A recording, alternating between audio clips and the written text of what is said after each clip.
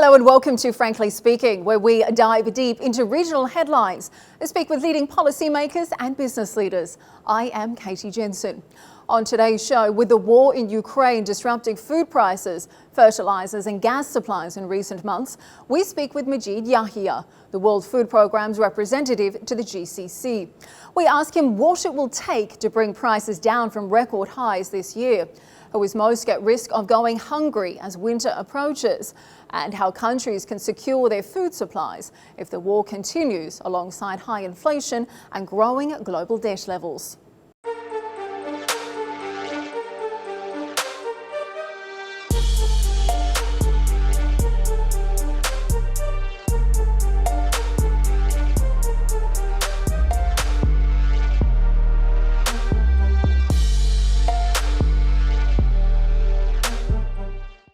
Mr. Yahia, thank you for joining us today on Frankly Speaking. Now, global food prices have been an issue for a couple of years now, but we saw record spikes earlier this year due to the crisis in Ukraine, disrupting not only global food supplies, but also the distribution of fertiliser. Now, this is obviously a big issue because the declared mission of your organisation, World Food Programme, is ideally to end global hunger. You want to establish proper food security by 2030. But frankly speaking, it feels like WFP is not going to be able to achieve its targets this year, and actually more people are going hungry than ever before. Well, the good news first is that reaching the zero hunger in 2030 is possible. It's something doable. If all the world come together, if there is a political will that we can do it. But we have been going in reverse for the last 5 years. We have seen good progress in 2015, where the numbers of hungry people decreased, but then started to increase. Conflict is the main drive of hunger around the world. Be it now we see it in Yemen, we see it in Syria, in Afghanistan, in South Sudan, in the Sahel. Come second is the climate. Food production, to large extent, depends on climate. So if there is any change in there, then food production is at a problem. You have the situation now in the Horn of Africa, where Somalia, around 3-4 million people are displaced because of drought. The situation in the Sahel is also another example. But then comes the COVID. And the effect of the COVID, the economic effect of the COVID, where left many people, or the number of people, of hungry people increased because they cannot afford the prices of the food there. And with all this, we said, okay, with donor funding, with donor support, we can help save lives of those. But comes the Ukraine crisis, which then, as you know, combined, Russia and Ukraine provide like 30% of the world grain or wheat supply. That has been really affected. But if you look at Russia and Ukraine as the main producer of the wheat, for example, that takes me to talk about the global markets, the global food markets. Main supplies of grains, of wheat, rice, seeds for oil, and maize are concentrated actually in 7 countries. So naturally, anything happen to any of these countries will then shock. The shock waves will be all over the world, not just in some countries. Fortunately, now with the Black Sea Grain Initiative, it's working. 7.7 million tons so far has been released through this corridor, and that did drive the price down. But it's still not at the level before the crisis. Well, there's no denying the world is facing so many different crises these days. So going back to my original question, is the World Food Programme going to be able to meet its targets this year, or is there just too much going on, from the crisis in Ukraine to climate issues, conflict as well? We can reach our target, provided that we receive the support from our donor community. For all these years, we have been, food security is driven by the issue of affordability. Food is available everywhere. The world produces more than is consumed. But some communities, 800 million people, cannot afford this food. But the danger of this, now we are seeing, of course, the increase of prices, which made the affordability problem more grave. The problem going forward is that we're going to face an availability crisis. And that has never happened before. So availability crisis, you say we are moving from the issue of accessibility to a real food shortage. Who is most at risk within the MENA region, would you say? Like most of the countries, in the MENA region are dependent on food import. Egypt, for example, produce wheat at 40-50% locally. But if now they face issues with fertilizers, with sowing now for the coming season, then there will be reduction in the local production. Add to it, there is already reduction in the imported wheat. Egypt has taken some measures in the past 4 or 5 years, for example, building more silos to at least absorb the shocks of what happens in the world. But the region is really vulnerable to this prices or availability of the fertilizers to enable them reduce that percentage of food that they grow locally. How much do you think it will reduce to? Because you said they import about 40% of grain, then they produce another 50-60% based on the fertilizer imports. How is that going to change their import bill? It's going to increase. Absolutely, it's going to increase.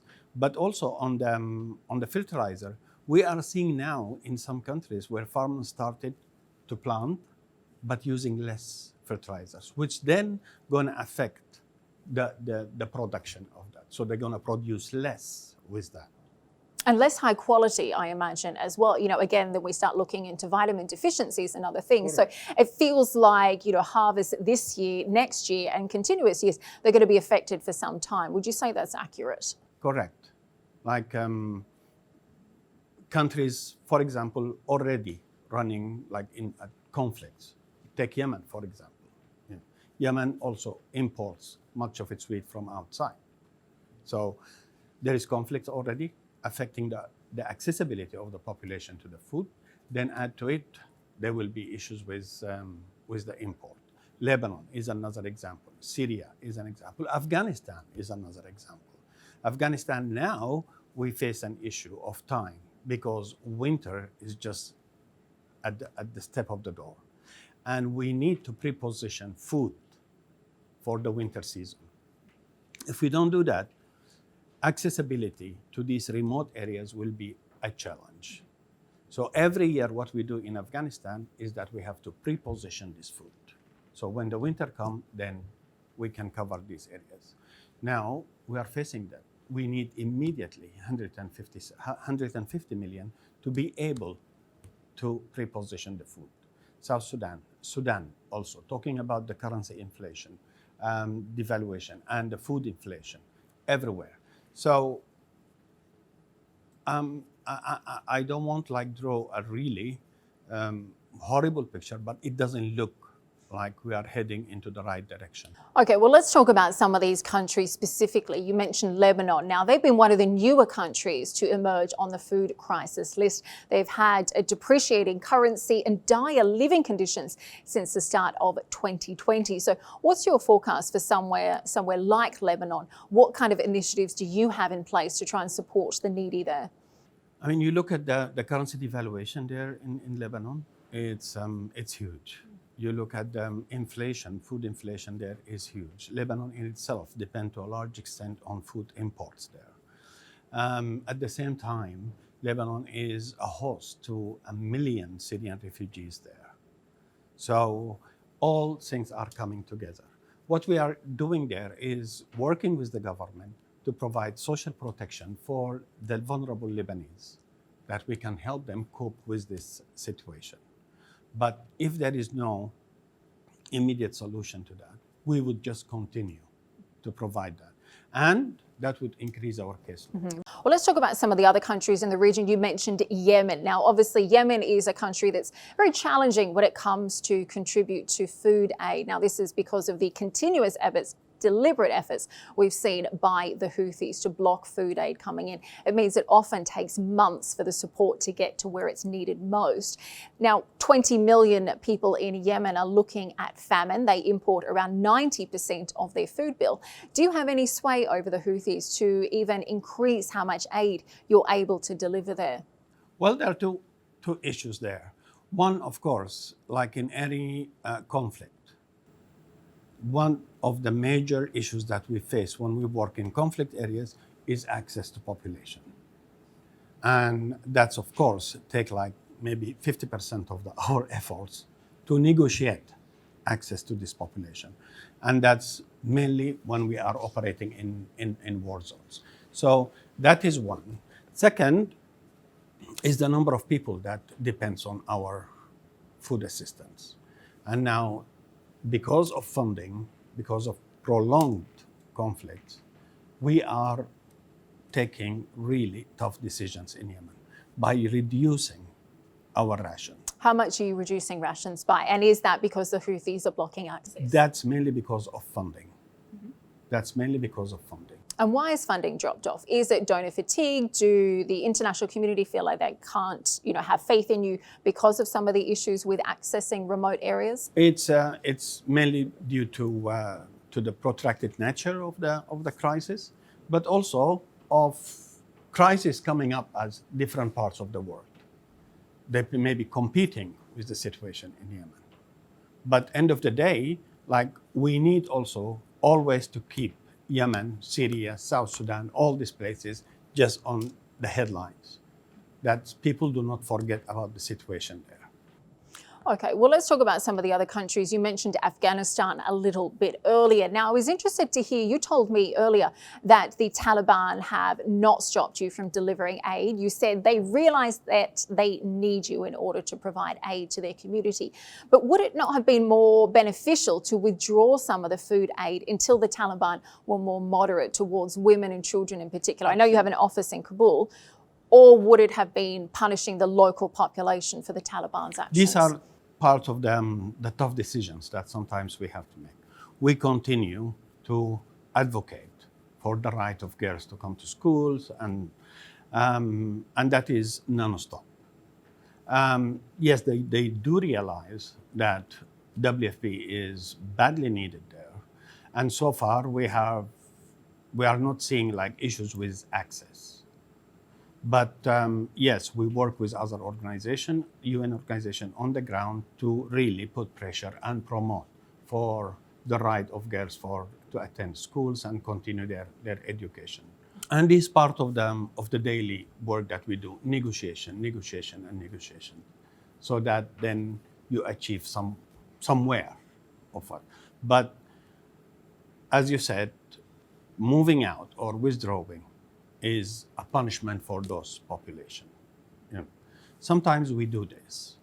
Sometimes we have to. We are compelled to do that when we don't have funding, or when in some situation, like in Yemen in 2019, 2020, where we wanted to introduce the biometric registration of the beneficiaries, where there were some hurdles there. So we had to cut assistance to some 800,000 in Sana'a until we were able to register them biometrically.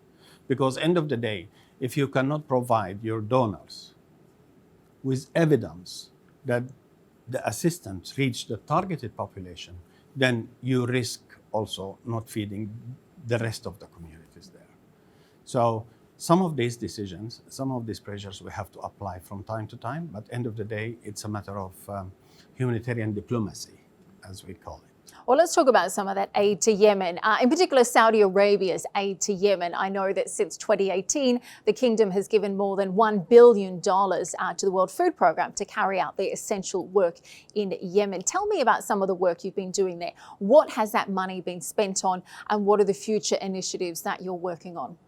2018, yes, the Saudi Arabia and UAE came together to rescue our programs in Yemen. And the biggest impact of that contribution, which was $1 billion to the UN agencies operating in Yemen, was averting famine. And that's really impactful in that sense. Since then, contribution from the Saudis continued and continues until now. And again, the impact of that is saving lives. This is a context of war. Like, it's very little where we can implement livelihood activities or development activities, also we're doing, but it's very little given the context of the situation there.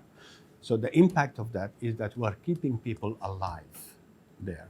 And I think there is no much impactful, like more impact than keeping people or saving lives there. The Saudi contribution helps us, of course, in this the saving lives agenda, but also in the nutrition agenda, where giving specialized nutritious food to children, to mothers, lactating mothers, and pregnant mothers.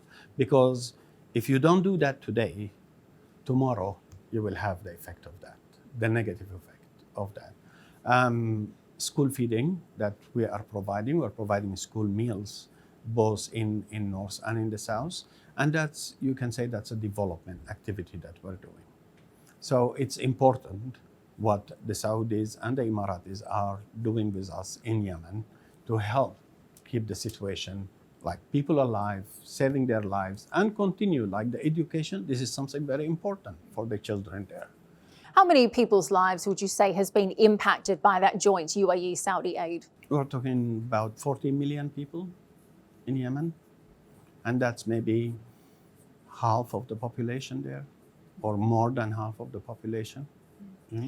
Now, I think what's been interesting for a lot of those donor countries like the UAE or Saudi, being able to secure their own food sources is still essential. We know that in GCC countries, often being able to invest in farmland just isn't sustainable locally due to the enormous amount of water that's needed to irrigate crops. So is the solution, do you feel that lies in investing in farmland abroad, or does that bring its own political challenges with it too?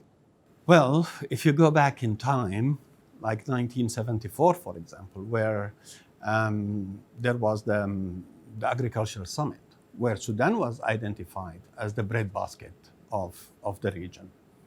And I think, despite what's going on in Sudan, but the solution, not just for Sudan, but for the region, is investing in potential countries like Sudan that could feed the region. And this is, I think, what should be looking for. There is huge investment made locally here, for example, at the UAE, and that is helping. But when we talk about staples like wheat and rice and so, then you really need big investments, and you need the important factors in there, like the lands, the soil, the climate, and all this together. And are you not concerned about some of the geopolitical challenges that a country like Sudan is currently facing? Absolutely. But that should help in dissolving or solving these problems. Mm-hmm. Because when you invest in a country like Sudan, in a country like Zimbabwe and others, then you are also helping the local communities there first. And of course, this would provide like the solution for that. I mean, some interesting comments from the new head of the United Nations agricultural financing arm, Alvaro Lario. Now, he said that the solution in securing food sources has to come down to investing in local farmers, that we need to be much better at helping local farmers look at how they produce and distribute food in local communities. Now, he said unless aid organizations start doing that, we're going to be facing a global food crisis every year. Do you think that's a fair estimate? Absolutely. You have 80% of the food in Africa is produced by smallholder farmers. Mm.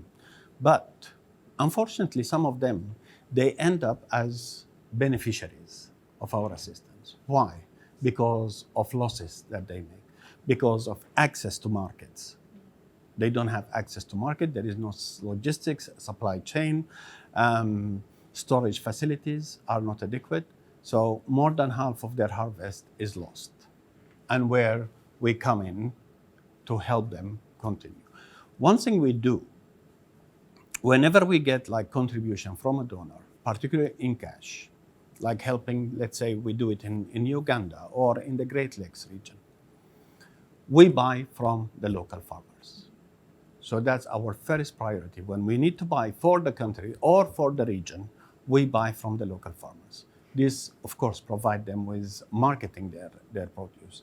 We have programs to help these farmers, for example, with storage facilities, with marketing facilities, so that they can continue to grow that. Afghanistan is an example for that. They produce wheat in the north, but of course, access to market, storage facilities, the wheat doesn't reach the need is in the south, where it doesn't produce. So we come and buy from them, and we have the logistics and we deliver to the south. So this is very important, and I think this is the future solution. Concentrate on helping the smallholders farmers. Mm-hmm.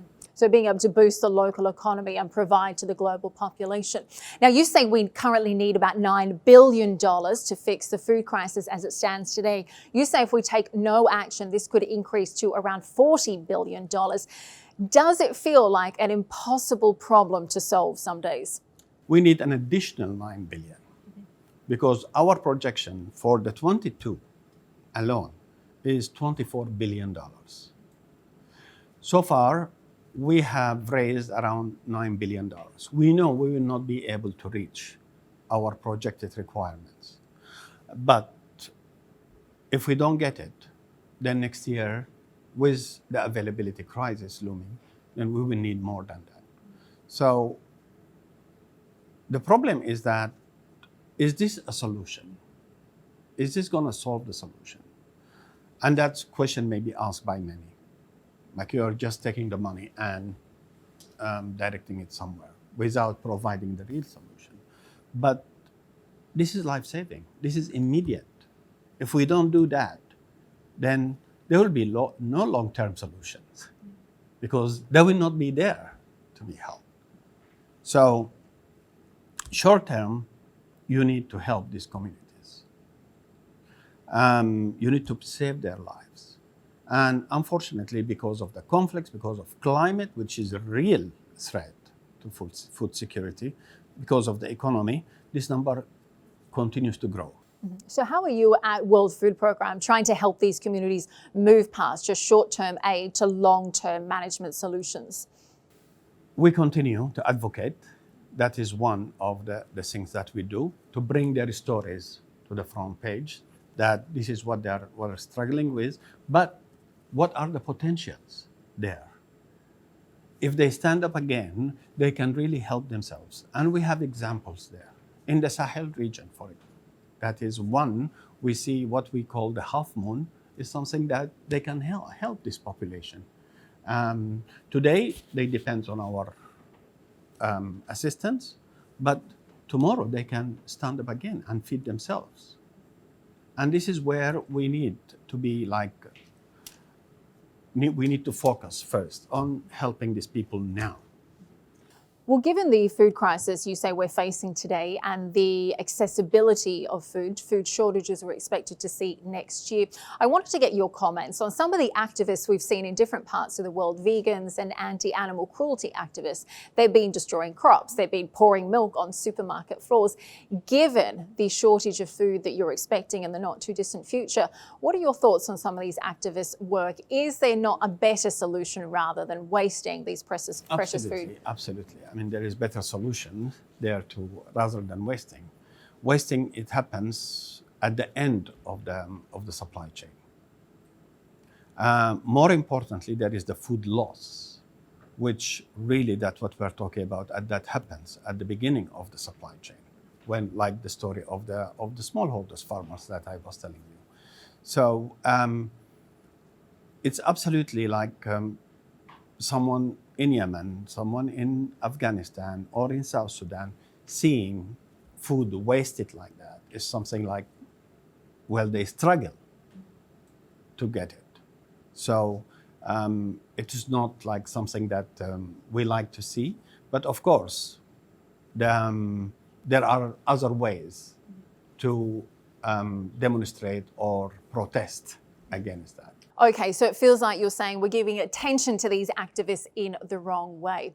Well, finally today, I wanted to ask you, the world has recently marked World Food Day. What do you feel needs to be global leaders' priorities in the next 12 months ahead? What is your main message for them today? Well, I wish that we were celebrating like achievement that in the food sector, food security sector, that the number is dropping of the people insecure, but unfortunately no. We are again celebrating World Food Day, where there is abundance of food in the world now, but yet we see 800 million people, they suffer from different types of hunger. People need to appreciate the value of the food, as we see is wasted because of culture, because of behavior. People need to understand also food insecurity is the main drive of conflict. So if people or communities are food secure, then we can prevent conflicts from happening. And that's why the World Food Programme was awarded the Nobel Peace Prize for using food as a weapon of peace, because food can turn into like a weapon of war and can ignite conflicts in different parts of the world. So as we celebrate the International Food Day, let's celebrate also like the giving of these people, helping them stand again. They are victims of many things that they have no fault in it, of conflicts, of climate change, of the COVID. They are victims. So let's help them